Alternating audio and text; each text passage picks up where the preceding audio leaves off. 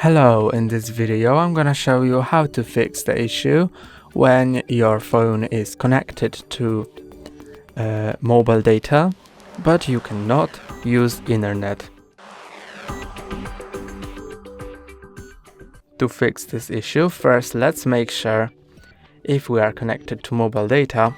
So scroll down from the top of your screen to reveal these notifications and shortcuts and see if this icon, which means mobile data, is blue. If it's blue, it means it's enabled.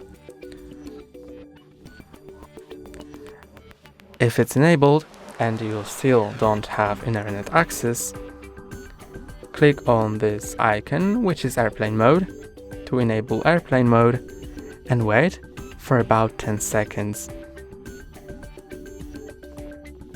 Now, disable airplane mode and you can see that your connection is back, and now you can check if you can use internet. That's all for today. Don't forget to like and subscribe. See you next time.